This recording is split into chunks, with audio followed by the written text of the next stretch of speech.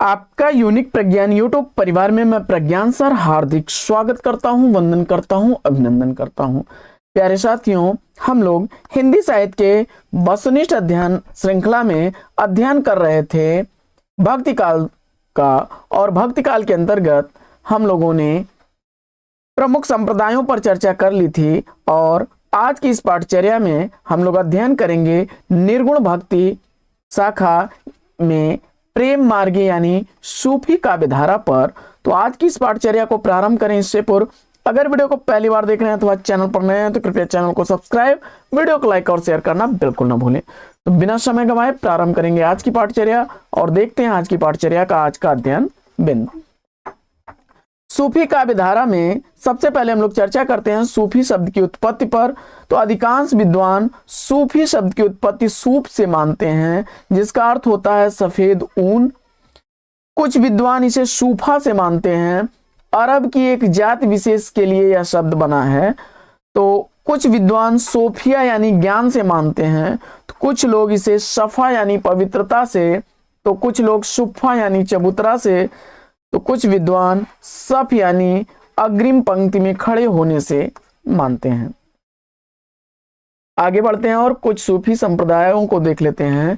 तो चिश्ती संप्रदाय, इसके आदि प्रवर्तक ख्वाजा अबू इस्काक शामी ख्वाजा अबू अद्दाल चिश्ती थे, और भारत में इसका प्रवर्तन ख्वाजा मुइनुद्दीन चिश्ती ने किया था। वहीं बढ़ते हैं आगे और कादरी संप्रदाय को देखते हैं। शेख अब्दुल कादरी गिलानी इसके प्रवर्तक हैं। भारत में इसका प्रवर्तक करने वाले बंदगी मोहम्मद गौश हैं। सुहरावर्दी संप्रदाय, इसके आदि प्रवर्तक शेख सिहाबुद्दीन सुहरावर्दी हैं। भारत में शेख बहाउद्दीन जकारिया ने इसका प्रवर्तन किया। वहीं नक्शबंदी संप्रदाय, इसके प्रवर्तक हैं ख्वाजा बहाउद्दीन राबिया, और इसका प्रचार प्रसार अहमद फारूकी ने किया था। बढ़ते हैं आगे और आगे चर्चा करते हैं।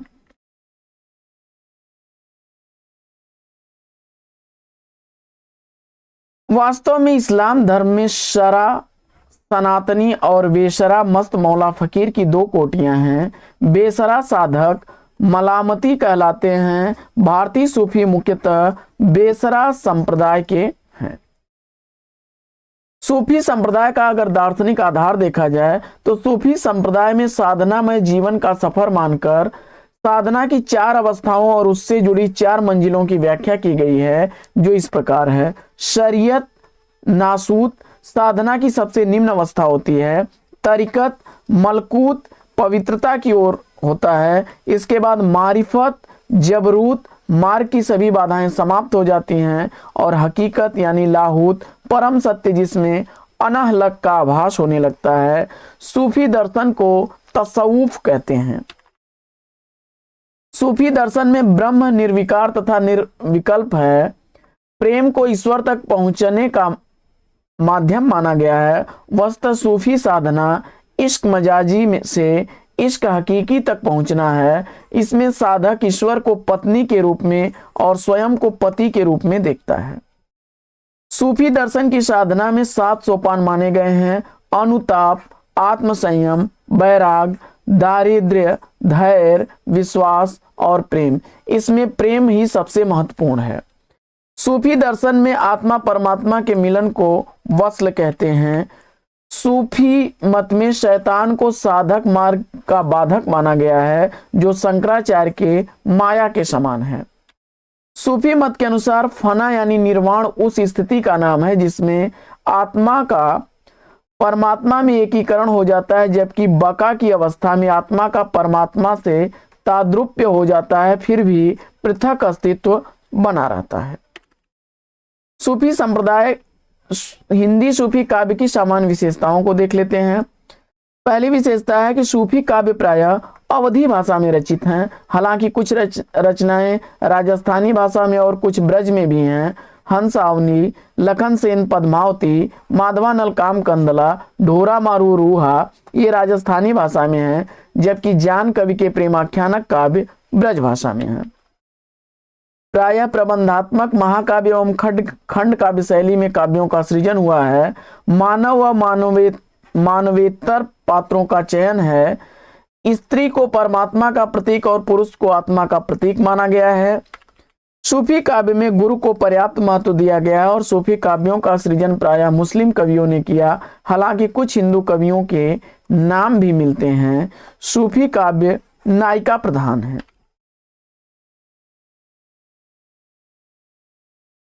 दोहा, चौपाई, कड़वकबद्ध छंदों का प्रयोग है। मसनवी शैली का प्रयोग है। कथानक रूढ़ियों का प्रयोग है। सूफी काव्य रचना के संदर्भ में कुछ विद्वानों को देख लेते हैं। तो हंसावली असाइद की रचना है। मोतीलाल मेनारिया तथा गणपत चंद्रगुप्त इस रचना को प्रथम सूफी काव्य रचना मानते हैं। 1370 ईस्वी इसका रचना काल है। चंदायन 1379 ईस्वी जिसका रचना काल है। मुल्ला दाऊद की रचना है। रामकुमार वर्मा इसे प्रथम सूफी काव्य मानते हैं। ईश्वरदास द्वारा लिखे गए सत्यवती कथा को 1501, कहीं कहीं 1500 दिया है। डॉक्टर नगेंद्र इसे 1501 की रचना मानते हैं। हजारी प्रसाद द्विवेदी इसे 1500 ईस्वी की रचना मानते हैं। तो इसे जो है सूफी काव्य की प्रथम रचना मानते हैं। मृगावती 1503 ईस्वी की रचना है, जिसमें कहीं कहीं 1501 भी इसको दिया गया है। तो आचार्य शुक्ल ने इसे सूफी काव्य की प्रथम रचना माना है और इसका रचनाकाल 1501 ईस्वी माना है। कुतुबन की रचना है, इसको सूफी काव्य का प्रथम काव्य माना है। सर्वाधिक सूफी काव्य लिखने वाले जान कवि हैं। प्रमुख सूफी कवियों की रचनाओं को देख लेते हैं। तो सबसे पहले मलिक मोहम्मद जैशी को देखते हैं। इनके गुरु शेख मोहिदी या मेहदी थे और जैसी का जन्म रामस्वरूप चतुर्वेदी जी के अनुसार 1492 ईस्वी में, बच्चन सिंह के अनुसार 1464 ईस्वी में और जन्म स्थान जायस अमेठी में। जैसी का जन्म 1492 ईस्वी में सामान्यतः सभी लोगों ने स्वीकार किया है। मलिक मोहम्मद जैसी की प्रमुख रचनाओं में पद्मावत, अखरावट, आखिरी कलाम, चित्ररेखा, कहरनामा या कहारनामा, महरी बाईसी, मसलनामा, कान्हावत, होलीनामा, सखारावत, चंपावत, इतरावत, मटकावत, चित्रावत, खुरवानामा, पोस्तीनामा, नैनावत, मोराईनामा प्रमुख रचनाएं हैं। चित्ररेखा विशुद्ध प्रेम प्रधान साहित्यिक रचना है, इसमें सूफी भावना का अभाव है। आखिरी कलाम सूफी सिद्धांतों से संबंधित रचना है, जिसमें हजरत मोहम्मद साहब की महत्ता का वर्णन है। इसमें भूकंप, जलजला का उल्लेख है। इस रचना से जैशी ने मुगल बादशाह बाबर का नाम शाहे वक्त के रूप में लिया है। आगे बढ़ते हैं और आगे इनकी रचना पद्मावत पर चर्चा कर लेते हैं। तो राजकुमार रत्नसेन और नायिका इसकी पद्मावती हैं। 57 सर्गों में यह विभक्त है, जिसमें 30वां खंड नागमती का वियोग खंड काफी चर्चित है और 57वां खंड नागमती का सती खंड है। मनसवी पद्धति पर लिखी गई यह रचना है। विप्रलभ श्रृंगार काव्य, जिसमें विरह के 4 रूपों का वर्णन, पूर्वानुराग, मान, प्रवास गमन और कारुणिक स्थिति के विरह का वर्णन देखने को मिलेगा। 12 मासा का वर्णन इसमें किया गया है। और पद्मावत में कुछ रूपकत्व को देख लेते हैं। चित्तौड़ शरीर तन का प्रतीक है। रत्नसेन मन का प्रतीक है। हीरावन तोता गुरु का प्रतीक है। सिंघलदीप हृदय का प्रतीक है। पद्मिनी सहज बुद्धि का प्रतीक है। नागमती दुनिया धंधा का प्रतीक है। राघव चेतन शैतान का प्रतीक है। अलाउद्दीन माया का प्रतीक है। इस ग्रंथ का आरंभ शाहे वक्त शेरशाह सूरी की प्रशंसा से हुआ है। पद्मावत का बंगला भाषा में अनुवाद आलो उजाला कवि ने किया। विजय नारायण शाही ने पद्मावत को अपने ढंग की त्रासदी कहा। तो इसका पहला भाग काल्पनिक तथा दूसरा भाग इतिहास व कल्पना का मिश्रण है। पद्मावत की भाषा अवधी ठेठ भाषा है। आचार्य रामचंद्र शुक्ल का पद्मावत के संदर्भ में कथन है कि पद्मावत हिंदी के सर्वोत्तम प्रबंध काव्यों में है। ठेठ अवधी भाषा के माधुर्य और भावों की गंभीरता की दृष्टि से यह काव्य निराला है। बच्चन सिंह पद्मावत के संदर्भ में लिखते हैं कि जीवन के विरुद्ध मृत्यु और मृत्यु के विरुद्ध जीवन के संघर्ष का नाम पद्मावत है। रामस्वरूप चतुर्वेदी जी लिखते हैं कि मुसलमान होकर हिंदू शौर्य की गाथा दिल्ली के सुल्तान के विरुद्ध नाजुक प्रसंग पर जैसी पद्मावत के चित्रण में एकदम खरे उतरते हैं।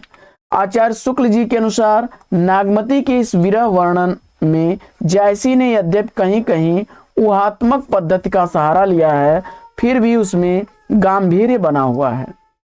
आगे बढ़ते हैं और बच्चन सिंह के अनुसार देखते हैं कि नागमती का वियोग वर्णन हिंदी साहित्य में एक महत्वपूर्ण संयोग है। इसके लिए उसने दो प्रयुक्तियां अपनाई हैं, नागमती और पक्षियों का संवाद तथा बारहमासा। ये दोनों प्रयुक्तियां पारंपरिक हैं, पर जैसी ने इसमें जनपदीय रस उड़ेल दिया है। आचार्य हजारी प्रसाद द्विवेदी जी के अनुसार जैसी मनोभावों का चित्रण तो बड़ी कुशलता से कर लेते हैं, किंतु विभिन्न परिस्थितियों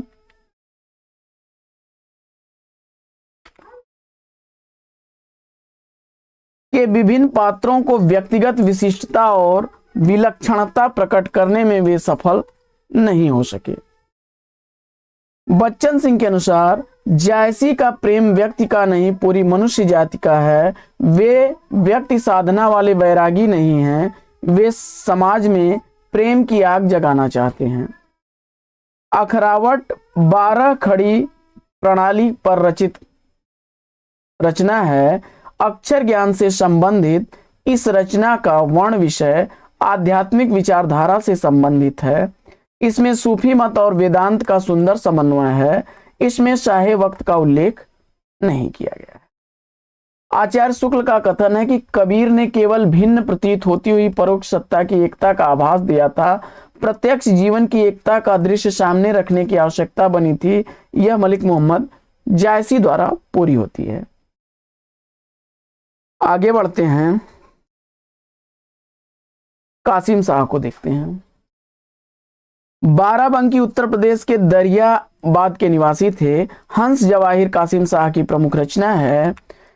इसमें राजा हंस और रानी जवाहिर के प्रेम गाथा का वर्णन है और मोहम्मद शाह दिल्ली सुल्तानू हंस जवाहिर में शाहे वक्त के रूप में लिखी गई पंक्ति है। आगे बढ़ते हैं और कुतुबन को देखते हैं। तो जौनपुर के बादशाह हुसैन शाह के राजाश्रित कवि थे। मृगावती इनकी प्रमुख रचना है कुतुबन की। आचार्य शुक्ल ने इसका रचना काल 1501 ईस्वी, जबकि गणपत चंद्रगुप्त और डॉक्टर नगेंद्र ने 1503 ईस्वी माना है। मृगावती में चंदनगर के राजा गणपति देव के पुत्र राजकुमार तथा कंचनपुर के राजकुमारी रूप मुरारी की पुत्री मृगावती की प्रेम कथा का वर्णन दो चौपाई दोहा क्रम में हुआ है। आगे बढ़ते हैं और दामोदर कवि की रचना को देखते हैं। दामोदर कवि की लखन सेन पद्मावती कथा काफी चर्चित रचना है। लक्ष्मण सेन पद्मावती कथा या लखम सेन पद्मावती कथा के नाम से भी जानी जाती है। इस कृति में इन्होंने राजा लक्ष्मण सेन व राजकुमारी पद्मावती की कथा राजस्थानी भाषा में प्रस्तुत की है और इस रचना को वीर काव्य की संज्ञा भी दी गई है। आगे शेख नबी को देखते हैं। तो मऊ उत्तर प्रदेश के निवासी थे। ज्ञानदीप इनकी प्रमुख रचना थी। ज्ञानदीप में नायक राजा ज्ञानदीप और नायिका देवयानी की प्रेम गाथा का वर्णन है। शेख नबी जहांगीर के समकालीन थे और आचार्य शुक्ल के अनुसार शेख नबी से प्रेम गाथा की परंपरा समाप्त समझनी चाहिए।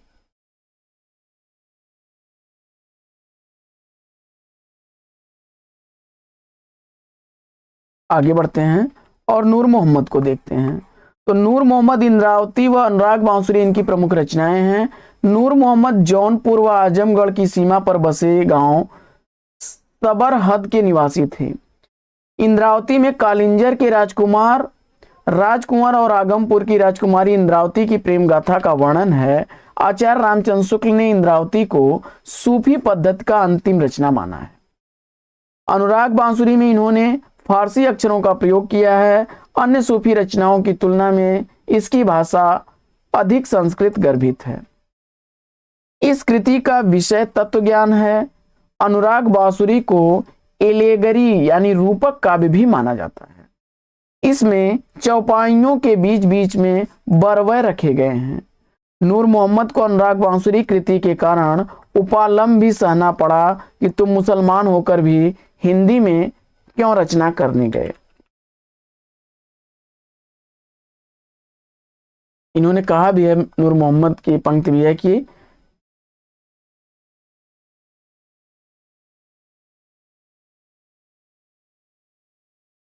आगे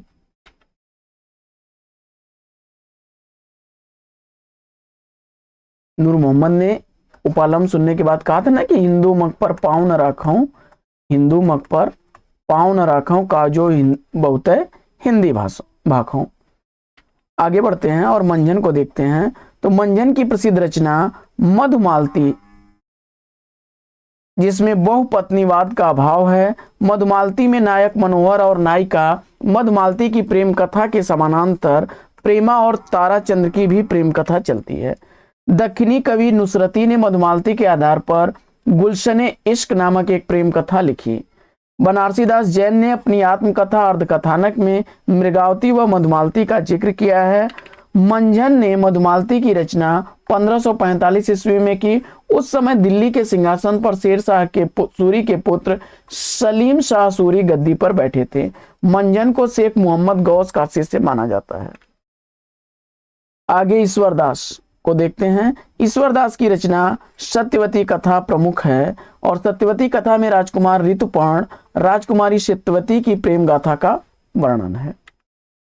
इस कृति का नायक नायिका के शाप से कोढ़ी हो जाता है तथा नायिका से विवाहोपरांत उसे मुक्ति मिलती है। आचार्य शुक्ल का कथन है कि इस रचना को भक्ति काल की किसी भी धारा में स्थान देना उचित नहीं, क्योंकि इसमें सूफी मत का आरोपण नहीं हो पाया है। ईश्वरदास एक सगुणोपासक भक्त थे। गणपति द्वारा लिखा गया माधवानल कामकंदला प्रमुख है और इस कृति में माधव और नृत्यांगना कामकंदला के प्रेम का वर्णन है। राजस्थानी भाषा में लिखा गया यह दोहा छंद का प्रयोग किया गया इस रचना में।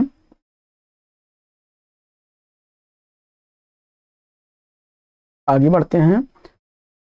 आलम कवि ने भी माधवानल कामकंदला शीर्षक से एक सूफी काव्य लिखा है। कुशल लाभ ने राजस्थानी भाषा में माधवानल कामकंदला चौपाई नाम से सूफी काव्य लिखा है। इसके अलावा उस्मान ने, जो कि जहांगीर के समकालीन तथा गाजीपुर उत्तर प्रदेश के निवासी थे, चित्रावली इनकी प्रमुख सूफी रचना है, जिसमें सुजान व चित्रावली की प्रेम गाथा का वर्णन है।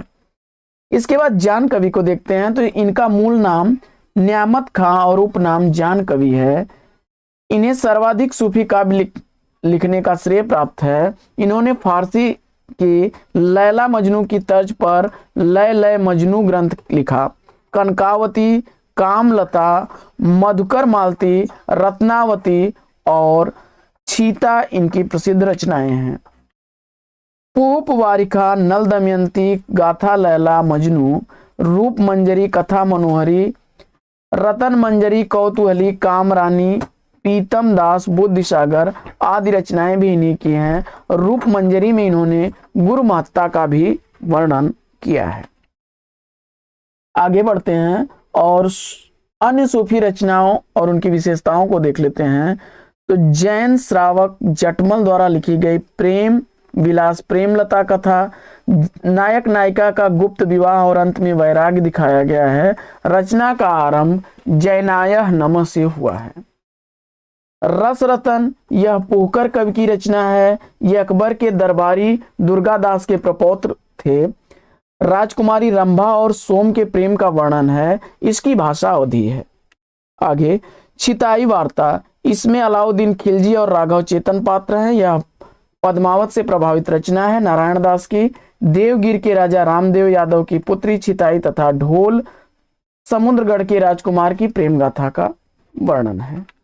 नल दमयंती नरपत व्यास की रचना है। नल दमयंती की कथा है।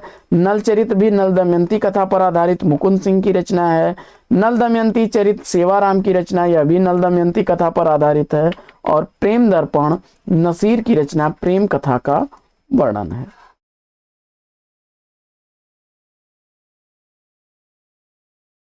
कुछ महत्वपूर्ण सूफी कवियों की पंक्तियां देख लेते हैं। तो सबसे पहले जयशी की देखते हैं। औ मन जान कबित यस्कीन हा, जौहर भई स्त्री पुरुष भय संग्राम। अगली पंक्ति देखते हैं कि नयन जो देखा कमल भा, निर्मल नीर शरीर। तो वहीं जे मुख देखा ते हंसा, सुना तो आयो आस।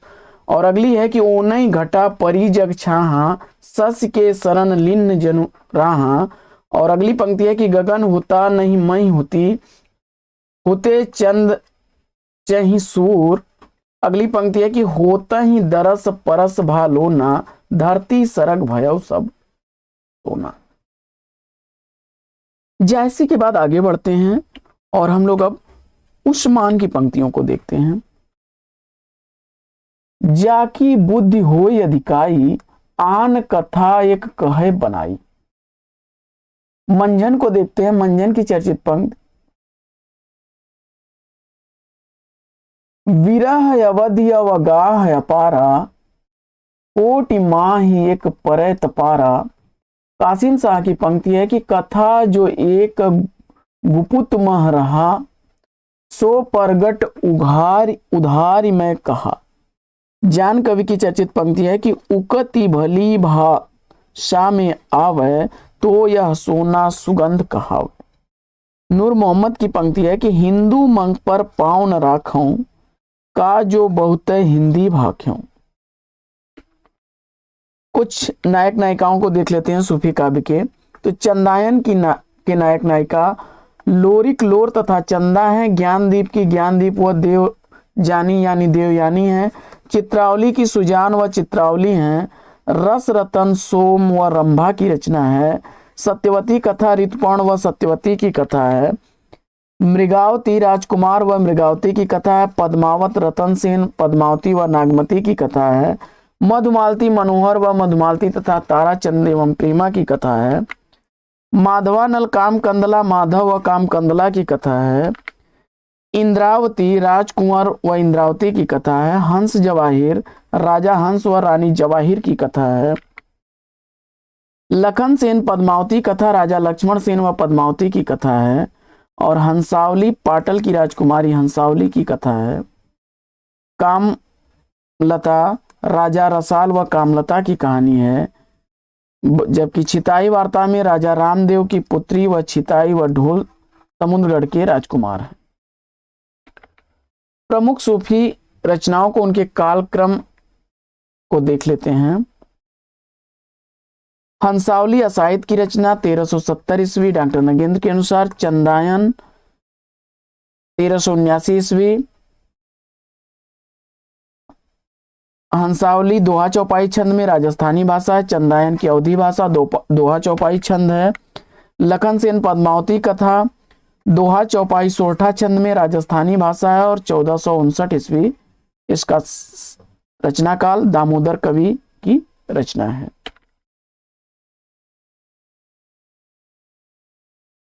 सत्यवती कथा ईश्वरदास की रचना है और 1501 ईस्वी नगेंद्र ने इसका समय काल माना। वहीं 1500 ईस्वी हजारी प्रसाद द्विवेदी जी ने माना है। दोहा चौपाई छंद में लिखी गई अवधी भाषा की रचना है। मृगावती का समय काल रामचंद्र शुक्ल ने 1501 ईस्वी गणपत चंद्रगुप्त ने 1503 ईस्वी माना है। दोहा चौपाई छंद में लिखी गई अवधी की भाषा है।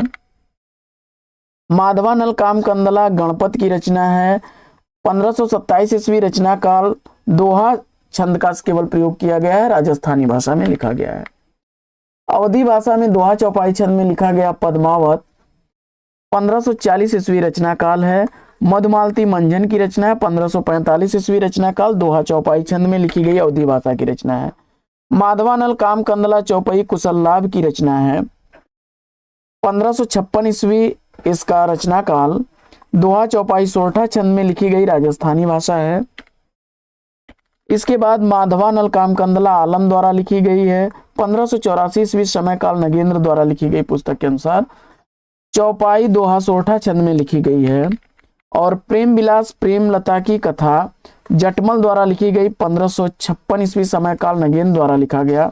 नगेंद्र के इतिहास के अनुसार दोहा चौपाई छंद में राजस्थानी भाषा। चिताई वार्ता नारायण दास द्वारा लिखी गई रचना 1590 ईस्वी डॉक्टर नगेंद्र के अनुसार समय काल है। और दोहा चौपाई छंद में लिखा गया राजस्थानी व ब्रज भाषा का ग्रंथ। चित्रावली उस्मान की रचना है। 1613 ईस्वी इसका रचना काल। दोहा चौपाई छंद में लिखी गई अवधी भाषा की रचना है। रस रतन के रचनाकार पुंकर कवि हैं। 1618 ईस्वी रचना काल। दोहा चौपाई छंद में लिखी गई अवधी भाषा का ग्रंथ है।